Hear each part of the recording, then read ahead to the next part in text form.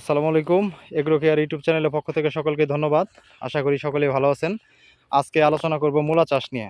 মূলা চাষের সঠিক পদ্ধতি, সার ব্যবস্থাপনা এবং মূলার জাত এবং সময়, জমি নির্বাচন, জমি তৈরি। এই যে দেখতে পাচ্ছেন আমার জমিতে কাজ চলতেছে। আজকে মূলা লাগিয়ে দিচ্ছি। আর এই যে হাত লাঙ্গল দিয়ে মূলা লাগানো হচ্ছে, এটা যদি আপনারা এটা ব্যবহার করেন তাহলে আপনাদের কাজে সহজ হবে। আর এটা খুবই আরামদায়ক। ওই দেখেন এই টেনে টেনে যাচ্ছে, এটা খুবই আরামদায়ক। আপনারা এগুলা ব্যবহার করবেন। আর আরেকটা লক্ষণীয় বিষয় হলো, বর্ষাকালে মূলা লাগালে আপনার যে বেড, ওই বেডটা আপনার ছোটো দিতে হবে। আপনার বেডটা ছোটো আকারে করবেন, যাতে এক বেডে আপনার 4টা সারির মূলা দিতে পারেন। এই যে দেখুন, এই যে আমার ড্রেন, এই যে এটা ড্রেন, এই যে এক সারি, এই যে 2, এই যে 3, এই যে 4, আবার ড্রেন। আপনার সর্বোচ্চ 3 হাতের বড় ড্রেন বর্ষাকালে দিবেন না। যদি বর্ষাকালে 3 হাতের বেশি ড্রেন দেন, তাহলে কিন্তু আপনার পানি নিষ্কাশনে প্রবলেম হবে। আবার দেখুন, আপনার 4-5 দিয়ে কিন্তু ড্রেন রাখতে হবে। এটা আমার জমির মাঝ বরাবর ড্রেন। আর এই বীজ বপন সম্বন্ধে যদি বলি, আপনারা একটি একটি করে বীজ দিবেন। এই যে দেখুন বীজের লাল কালার, এই যে একটি একটি করে নির্দিষ্ট একটা দূরত্ব আছে। এই বীজ যেহেতু দামি, আপনারা অতিরিক্ত বীজ ফেলবেন না। এই যে দেখুন একটি বীজ, এই যে দেখুন, এই যে একটি বীজ, আবার দেখুন এখান থেকে একটু দূরে আরেকটা, এই যেভাবে। কারণ দামি বীজ যদি একত্রে অনেকগুলো পড়ে, তাহলে দেখবেন যে এগুলো আবার পাতলা করতে হবে। পাতলাকরণ কিন্তু অনেকটা কষ্টের কাজ। আর সঠিক সময় যদি আপনার এই মূলা এই পাতলা না করতে পারেন, তাহলে কিন্তু আপনার ওই যে উৎকৃষ্ট মানের মূলা, সেটা আপনার হবে না। সেজন্য খুব হিসাব করে নির্দিষ্ট দূরত্বে মূলা লাগাতে হবে। এখন যদি আমি জমি তৈরির বিষয়ে বলি, যে আপনারা জমি কিভাবে তৈরি করবেন। মূলা চাষের জন্য মিনিমাম আপনার 4টা চাষ লাগবে বড় ট্রাক্টরের। আর ছোটো ট্রাক্টর দিয়েও করতে পারেন আপনারা, কোনো প্রবলেম নাই। তো বড় ট্রাক্টরটা দিলে ভালো হয়। বড় ট্রাক্টর দিয়ে আপনারা গভীর করে পরপর 4টা চাষ দিবেন। আর দ্বিতীয় চাষের সময় আপনারা মূলাতে যে সার দিবেন, সারের সাথে আপনারা কীটনাশক, ভালো মানের যে পেস্টিসাইড, সেটা আপনারা মিশিয়ে দিবেন। তাহলে দেখা যাবে যে এই আপনাদের যে মূলায় যে দাগ হয়, মূলায় যে কালার নষ্ট হয়ে যায়, এগুলো হবে না। তো আমি যদি সার সম্পর্কে বলি, আমি 2 বিঘা জমিতে আমি সার দিয়েছি টিএসপি 1 বস্তা, সিঙ্গেল সুপার ফসফেট টিএসপি 1 বস্তা 50 কেজি, পটাশ 1 বস্তা 50 কেজি। সাথে আপনারা জানেন যে বোরন, এই বোরন কিন্তু মূলাতে খুব ভালো কাজ করে। বোরন কিন্তু মূলাতে খুব ভালো কাজ করে, এটা দিলে মূলা ফাটবে না। আমি 2 বিঘাতে 2 কেজি সলুবর বোরন সেটা মিশিয়ে দিয়েছি। আর পাশাপাশি আমি দিয়েছি জিপসাম দিয়েছি 2 বিঘাতে 15 কেজি। আর দানাদার বিষ সম্পর্কে যদি বলি, আপনারা দানাদার বিষ দিবেন। আমি 2 বিঘাতে 2 কেজি রাগবি জানেন যে কেটুসাফ গ্রুপ, এই রাগবি দিয়েছি 2 কেজি। সাথে 6 কেজি দিয়েছি রিজেন্ট ফিপ্রোনিল।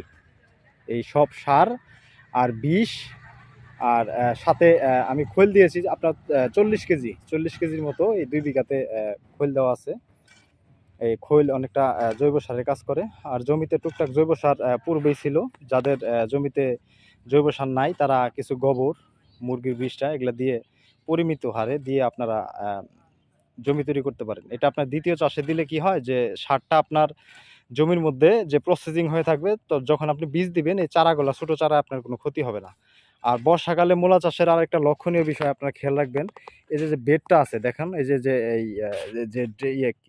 কেলগুলো আছে আমার, এই কেলগুলা কিন্তু 3 ফিট করা হয়েছে। সরি, 3 ফিট না, 3 হাত।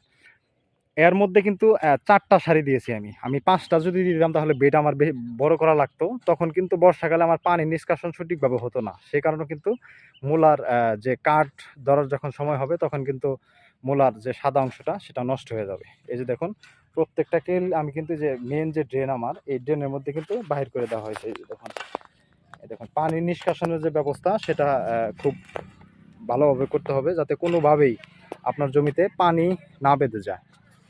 আর আপনারা জানেন যে রাগবি, এটা খুব উন্নত মানের বিষ। আপনারা চেষ্টা করবেন বিঘা প্রতি 1 কেজি, আর সেই সাথে যে কোনো দানাদার বিষ বিঘা প্রতি 3 কেজি হারে শুরুতে যখন জমি প্রস্তুত করবেন, তখন আপনারা এটা মাটিতে দিয়ে দিবেন, তাহলে দেখা যায় যে আপনার জমিতে যে অতিরিক্ত জীবাণু, মূলার যে পচন, তারপরে মূলায় যে দাগ হয়ে যায়, অনেক সময় যে মূলা খেয়ে ফেলে, কালো কালো স্পট পড়ে, এই প্রবলেমে কিন্তু আপনারা পড়বেন না।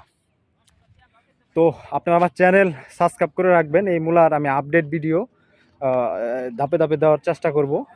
আর আপনারা এই ভিডিও সম্পর্কে যারা নতুন চাষি আছেন তারা কমেন্ট করে মূলা চাষের যে সম্পূর্ণ কলা কৌশল সেটা আপনারা জেনে নেবেন। তো এই বলে আজকের ভিডিও আর বাড়াবো না, আমি এখানেই শেষ করব।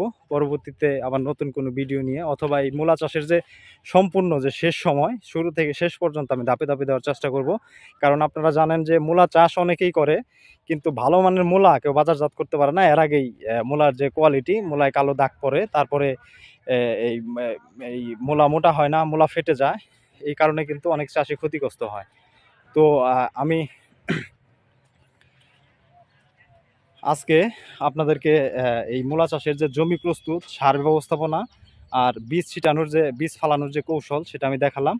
আর আমি যদি আপনাদেরকে দেখাই যে আমি কি জাতের মূলা লাগিয়েছি, মূলাটা এই যে মেটাল শিটের শাঙ্কু হোয়াইট F1, আপনারা দেখতে পাচ্ছেন যে মেটাল শিটের শাঙ্কু হোয়াইট। এই যে যারা কেটিএক্স লাগিয়েছেন, কেটিএক্সও ভালো হয় আলহামদুলিল্লাহ, কিন্তু আমি প্রতি বছর এটাই লাগাই। এটার মূলার সাইজ, কালার প্লাস এই যে মূলার যে উপরে যে পাতাগুলা, এটা অনেকটা শক্ত থাকে, ফলে পাতা সহ বাজারজাত করা যায়, এই জন্য দাম বেশি পাওয়া যায়। সেজন্য আমি নিয়মিত এটাই লাগাই। আর প্রতি বছরের মতো এবারও সে ঠিক সময় মতো লাগিয়ে দিলাম। বাকিটা আল্লাহ ভরসা, যদি সব কিছু ঠিকঠাক থাকে, আল্লাহ কপালে রাখে, ইনশাল্লাহ এখন থেকে 45 দিন পরে কিছু মূলা বাজারে যাবে। তো সবাইকে ধন্যবাদ জানিয়ে আমি এখানেই শেষ করলাম। আসসালামু আলাইকুম।